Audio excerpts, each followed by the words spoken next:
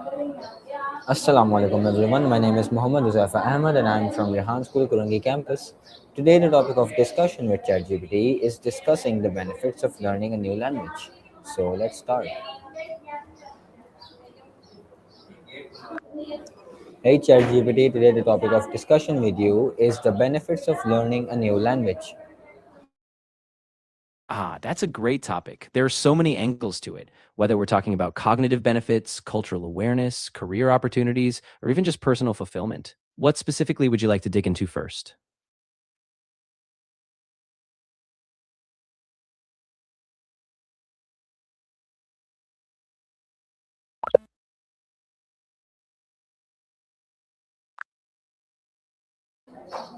Firstly, I want you to tell me what are the real benefits of learning a new language beyond just being able to communicate with it. Yeah, absolutely. So, beyond just talking to people, learning a new language actually reshapes your brain. Neuroscience shows it boosts cognitive skills like problem solving, improves memory, and even delays age related decline. On top of that, it deepens your cultural empathy since you start seeing the world from another perspective. And in the job market, it gives you better career prospects. Companies really value multilingual skills. So, it's a whole package. Okay, you mentioned science in the statement you just gave. So why don't you tell me what does neuroscience say about how learning a new language physically changes and strengthens the brain? Yeah, great question. Neuroscience has shown that when you learn a new language, it actually increases the density of gray matter in areas like the hippocampus, which is tied to memory, and the prefrontal cortex, which is connected to executive functions like decision making. Plus, it strengthens neural pathways, so your brain becomes more flexible overall. And some studies even suggest that bilingual or multilingual people tend to have better attention control and multitasking abilities. So it's like a full on mental workout. All right. Is there an age limit to learning a new language effectively? And is it really harder as an adult to learn a new language than being a child? Yeah, that's a really common question. So, while kids do have a kind of critical window that makes language acquisition super fast and natural, adults are actually really capable learners too. Adults might have a harder time with perfect accent or native like fluency, but they often learn faster in terms of vocabulary and grammar because they can use more advanced cognitive strategies. So, it's not that you can't do it, it's just a different kind of process and it might take a bit more intentional effort. Okay, okay. So it's not impossible for the aged people to learn a new language, right? So why don't you tell me now what's the difference between learning a new language through formal study and learning through immersion? And why don't you also explain what exactly is immersion? Absolutely. So, formal study usually happens in a classroom or structured environment. You get grammar lessons, vocabulary drills, textbooks, all that. It's really organized and you can focus on accuracy. Immersion, on the other hand, is when you surround yourself with the language in real life contexts, living in a place where the language is spoken, having everyday conversations, hearing it in media. And immersion tends to be super powerful because you pick up on natural patterns, you learn to think in the language, and it really sticks because it's just part of daily life. Okay, how does knowing a second language affect your career opportunities, earning potentials, Oh, and global mobility?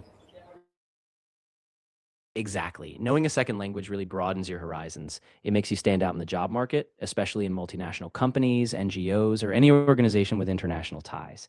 You might get promoted faster, you can work in different countries, and you just have a broader set of opportunities. Plus, it gives you confidence to engage with global clients and teams, which is a huge asset in today's interconnected world. All right, all right. What's the connection between language and culture? Does learning a language change the way you think and see the world? Oh, absolutely. Language and culture are so intertwined. When you learn a language, you don't just get words, you get idioms, values, and perspectives embedded in that language. It kind of shapes how you think because different languages categorize the world differently. For example, some languages have words for emotions or concepts we don't have in English. So by learning it, you actually expand how you interpret and experience life. Okay, now what are the biggest mistakes people make when trying to learn a new language that slows their progress of learning a language and makes it difficult for them?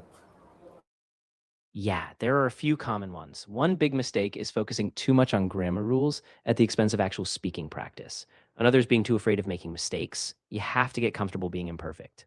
Also, people often rely too much on passive learning, like just watching videos without actively using the language.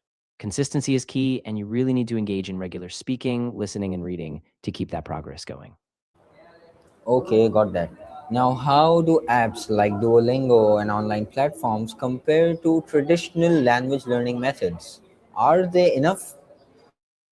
Yeah, that's a really good point. Apps like Duolingo and other online platforms can be super convenient. They give you structured lessons, gamification, and daily practice. But they often lack the depth and spontaneity of real life conversation or immersive environments. Traditional methods like in person classes or immersion tend to give you more interaction, cultural context, and sometimes deeper feedback from a teacher. So, honestly, apps are a great supplement, but most people see the best progress when they combine them with real world practice. What's the role of consistency and daily practice in language learning? How little can you do and still make real progress over time? Oh, consistency is absolutely crucial. Even just 15 or 20 minutes a day can make a big difference. The key is daily exposure. So, if you make it a habit, those small chunks add up. Yeah, exactly. And those small daily efforts help keep the language active in your mind. Over time, you build muscle memory and you start thinking in the language more naturally. So even if life gets busy, a short, consistent practice is really a game changer. Okay, now my second last question with you is how do polyglots, I mean, people who speak five or more languages, approach language learning differently from everyone else? And how can we, the average people, implement that in our daily lives and benefit from it? Yeah, that's a great point. Polyglots tend to see language learning as a skill they can apply universally. They don't just rely on one method. They often mix immersion, formal study, and playful experimentation, like reading, watching, or even using spaced repetition apps. They also tend to be really curious, trying out new languages just for fun, even if they don't need them right away. For us average folks, we can take a page out of their book by staying curious, exposing ourselves to multiple forms of the language, and just keeping that playful exploratory attitude. Consistency and variety are really key. Now, to wrap up this conversation, what's one practical step someone can take today to start learning a new language without spending any money and easily? Yeah, a super simple step is just to pick a short daily listening or speaking practice. For example, you could listen to a podcast or watch a YouTube video in that language for 10 minutes a day.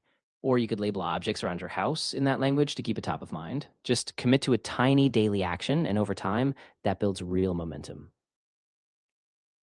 All right, everyone, this was the end of my discussion with ChatGPT for today. I hope you liked it. Until the next one, Allah Hafiz.